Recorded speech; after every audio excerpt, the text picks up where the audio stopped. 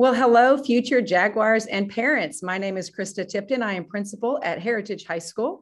Thank you for taking the time to watch this presentation. I'm sorry that we were not able to have our in-person 8th grade parent meeting and our in-person course fair, but we hope that this slideshow presentation will offer all the information that you need to be able to make the best choices in regards to your course selection and just to have a better understanding of the transition to high school. So at this time, I'm going to share my screen.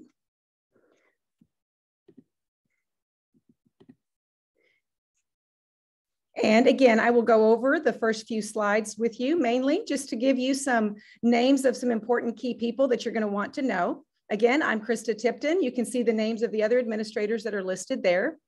One to make special note of is Jimmy Spradley will be the administrator for the freshman class next year.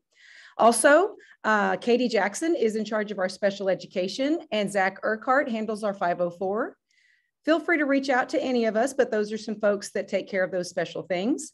Also, please make note of the counselors that are listed there and their alpha splits so that you can see which counselor is designated to help you in particular. The next slide here lists some key staff members. You will most likely come in contact with these folks at one time or another. The nurse and the receptionist and the diagnostician are listed there. Also, you'll see our registrar and PEEMS. And then in the attendance office, Ms. Scranton, she's the one that you'll want to email if ever you have any attendance issues checking in and out. Amanda Thomas is our college and career liaison, which she will mainly be one that you'll want to know as you get closer to your senior year. And Christina Villalobos is our counseling secretary. When you come into the school and go to the counseling side, she will meet and greet you there. So today's agenda, we are going to talk a little bit about the transition to high school, go over some important dates, and then the rest of the slideshow is dedicated to going over a little bit about personal graduation plans and endorsements and just what all does it mean to be a high school graduate, how is GPA calculated, and just share some important links for your information. So the first thing I just wanted to really focus on is just to let you know how excited we are about having you all as a part of our Jaguar family next year. It's really important for me that all Jaguars feel that they belong and that they find their niche when they're here at Heritage. Next year is unique that we will be having students coming from a lot of different places, Walnut Grove, Frank Seal, MHS, and we have a few kids coming from DMS as well as of course, our new to district students.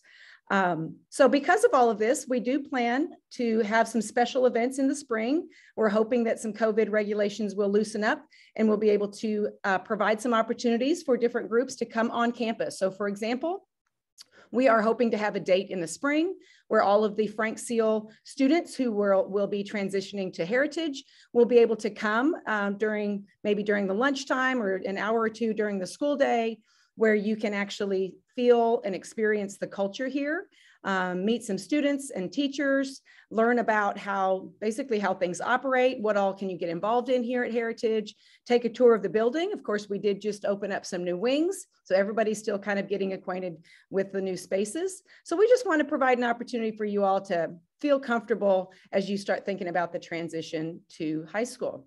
I did put the link here to all of the extracurricular activities and clubs. This is actually the link that goes to the website as well.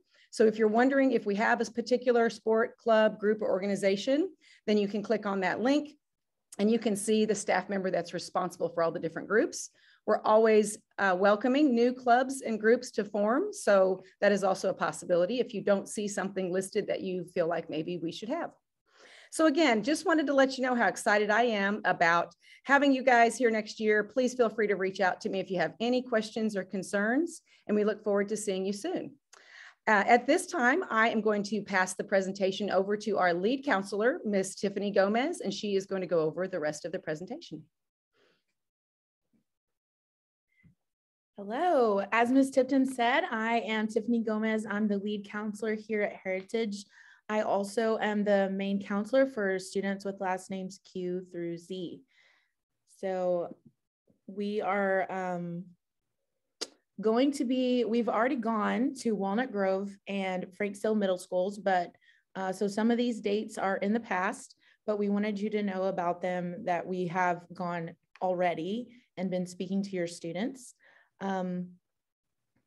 As you know, tonight's meeting was supposed to be last night, and it's turned into a virtual meeting. So at Walnut Grove, you can see we went on January the 6th.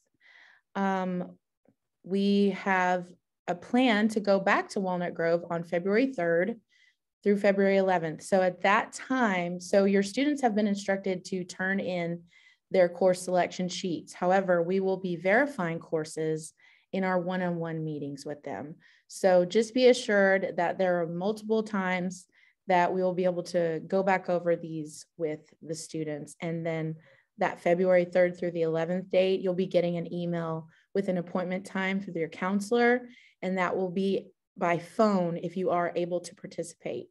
So usually it's easiest if we just have the student call from their cell phone if they have one, and if not, we'll be calling you from a landline at that time. So you can see Frank Seal, we went there on January 7th. We gave them instructions again for filling out the form, and we'll be at Frank Seal February 23rd through the 25th. Same thing, going over the PGPs, and you're invited to participate by phone as well. So because of the change and the school cancellation, course selection sheets are now due on January 18th. And I would like to get into some information about graduation requirements before we talk through the course selection sheet, so you kind of have a background of what it is that your student is required to complete before they graduate.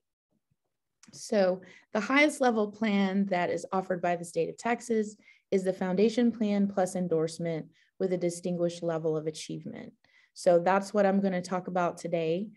We set all of our students up on that plan, so you do not have to opt into that. What would happen is an opt out of that plan should you not want to complete it. So when I'm talking about that plan, it's going to be 26 credits. So it's in addition to the foundation plan that is in front of you. So the minimum requirement for graduation is 22 credits.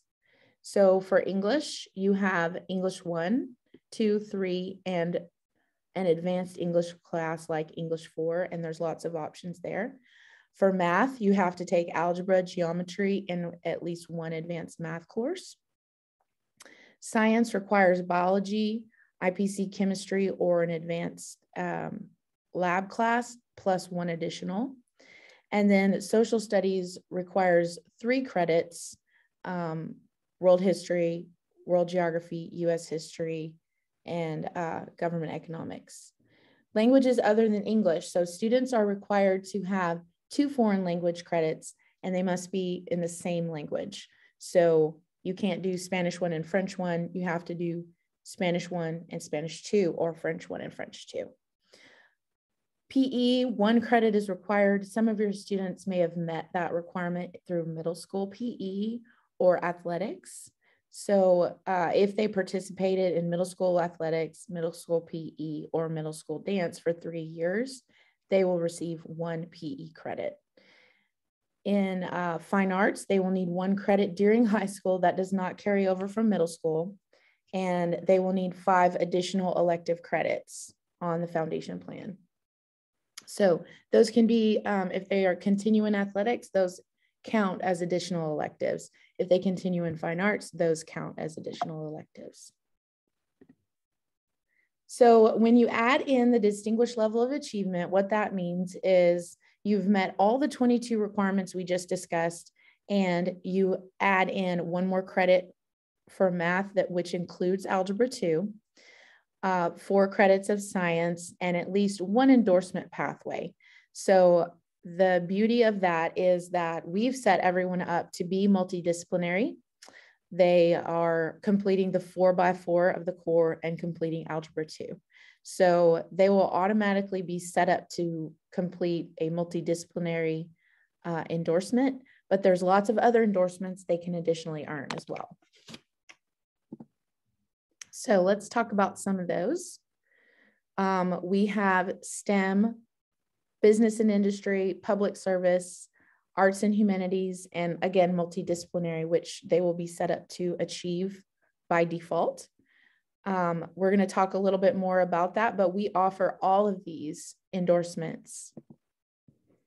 So STEM is just science, technology, engineering, and math. So students can complete that through a variety of ways. They can do it by adding in some extra math and science classes. They can do computer science or some of our engineering pathway and CTE courses that are STEM. So that's, an exciting option, especially if that's some don't know in 8th grade what they want to be yet, and that's okay. But the purpose of these pathways is really just to explore an interest to see if it sparks something that you're going to be excited about for your future. We have business and industry, which includes all our agriculture. We've added to that as well. So that's probably our largest category is our business and industry endorsement. And in a little bit, there's going to be a slide with a separate presentation that has a lot of information about CTE and additional endorsements. Public services, you can see there what some of those are: law, human services, if you want to be a teacher, law enforcement officer, if you want to be in the healthcare industry. Arts and humanities, you can see there a lot of our dancers, a lot of that is included in there. And then again, multidisciplinary is achieved by doing the 4x4 and completing all the requirements for distinguished graduate. Again, I'm not going to read all of this to you, but you can go back and see that there's multiple ways to get all of these different endorsement pathways. And your counselor will be able to help you at the PGP meeting where you're planning out all 4 years, deciding which endorsement is right for you and what your priorities are. So we really do individualize this for each student. So this is just a sample of what a PGP looks like. So you can see at the bottom, we've put the classes that are required for students, and we can just fill those in the meeting. So if you wanted to kind of work through that with your student in advance, you're welcome to do that. You can see all of the endorsements that we're going to pick there on the side. So this is just something that we set up every year with each 8th grader. So it is flexible. So let's say that we decide something in the 8th grade meeting, and surprise, by the time they're in the 10th grade, that is not what they want to do anymore. That's perfectly fine. We just want to make sure that they've met all their graduation requirements. And it's very important to us that our students explore any passions that they have. So this is a good time for them to do that without a lot of consequences, and just kind of look around, see what's happening in different pathways for them. And a lot of our kids really do spark a passion while they're in high school.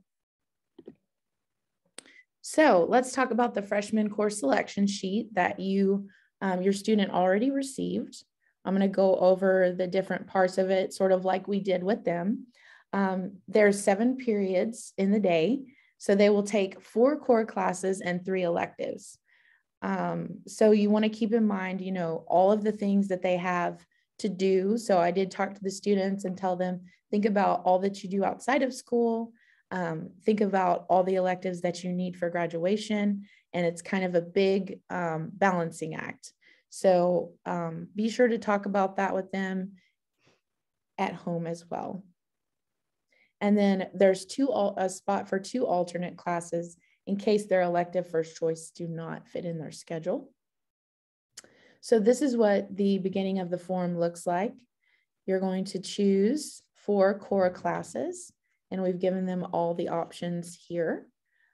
So your students should have come home. I had them do it in pencil so that they could come home and you could have a discussion about this part of the class. So this is where the bulk of their courses will come from. And then in the elective section, this is quite a lot of choices. They do not have to pick something from every box. So in part 2, you only get to pick 3 classes from parts A, B, and C. So when they say 1 year is required, that means at some point in high school. So let's say that your student did not participate in PE during middle school. They do not have to take that as a freshman, but it is nice to get that out of the way.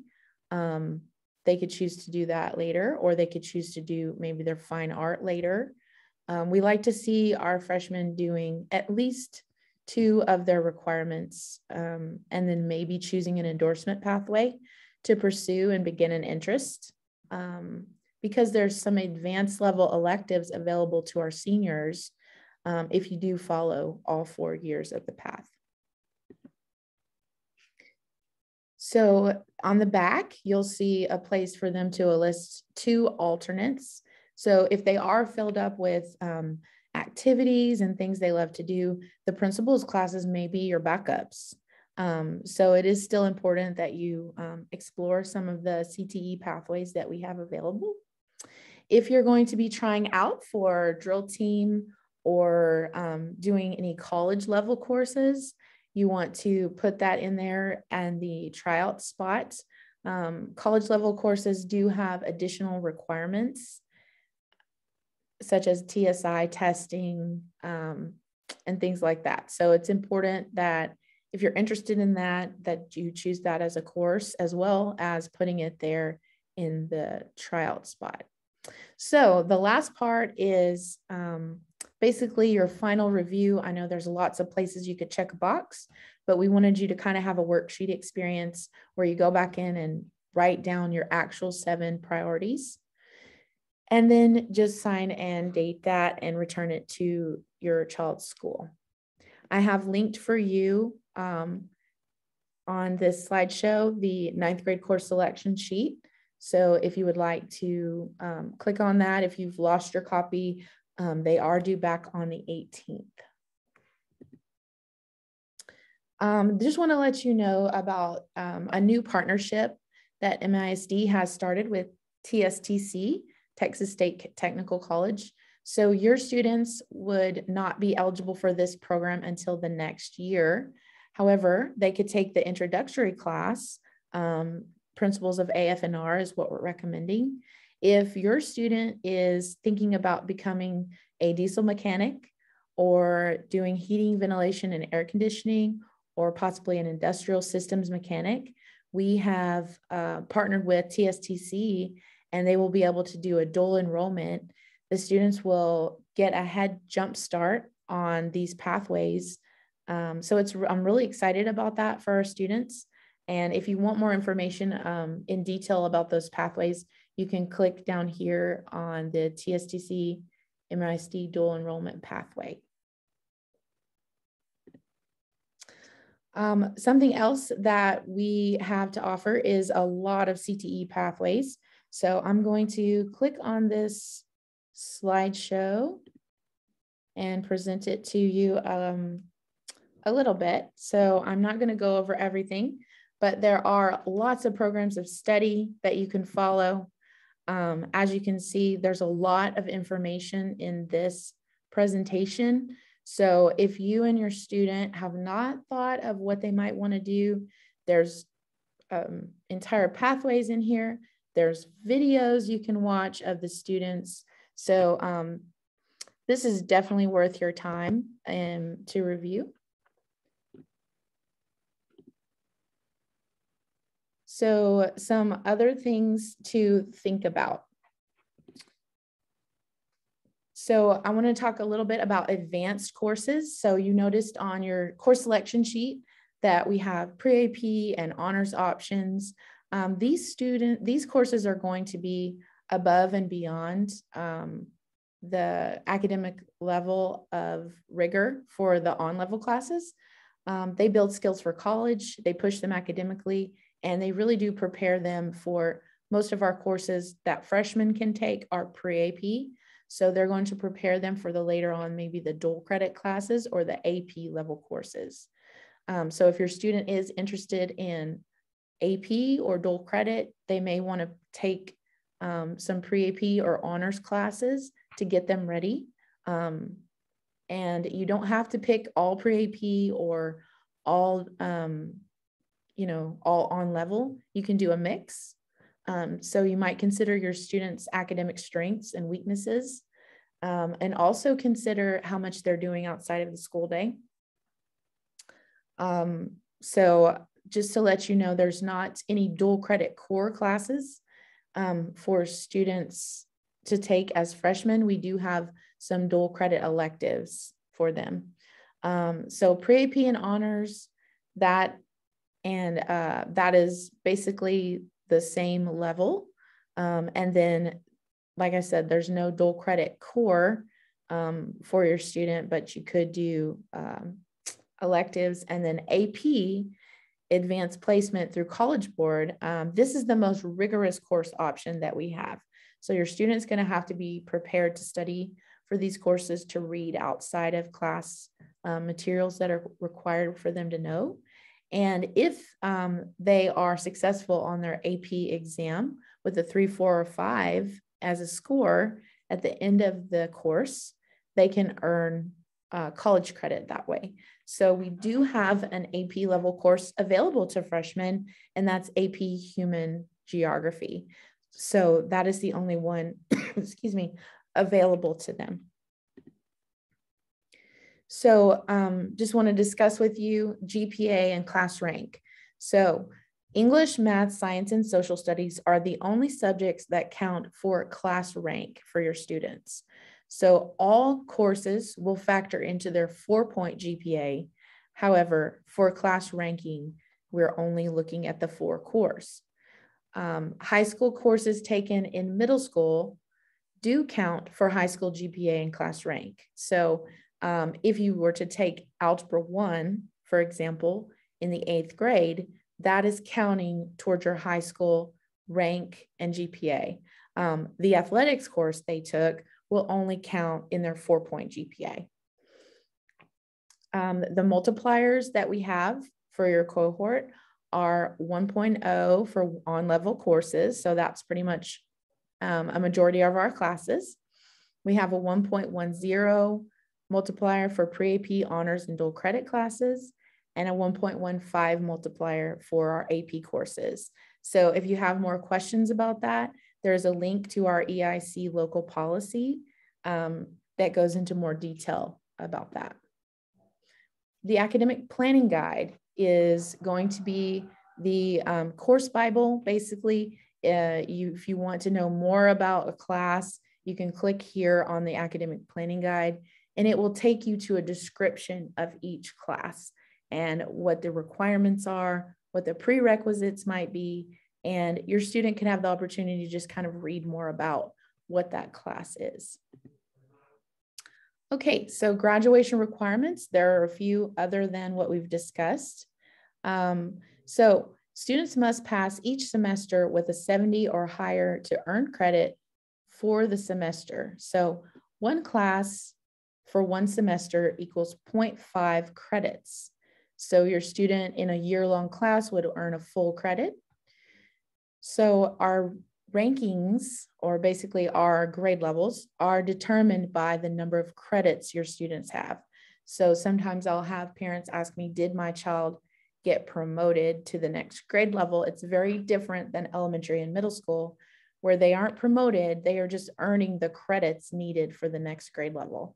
So if your student ends the year with 0 to 5.5 credits, they're a 9th grader. At 6 to 12.5, they're a 10th grader.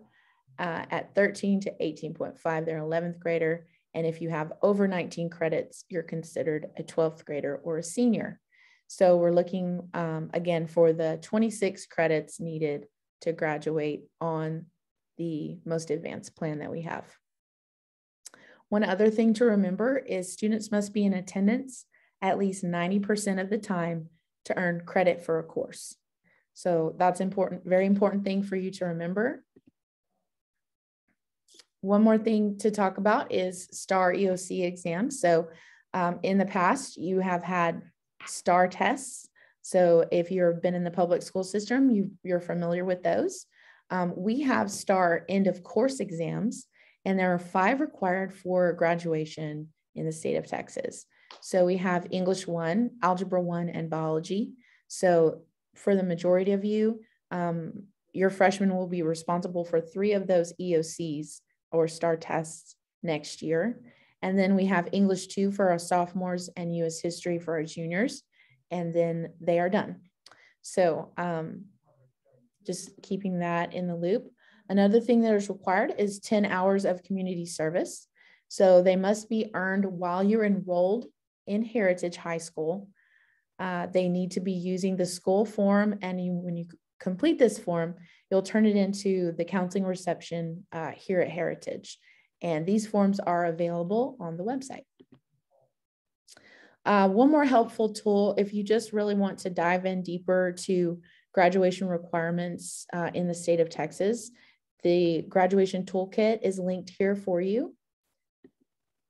And just a reminder, these are our counseling split is alpha.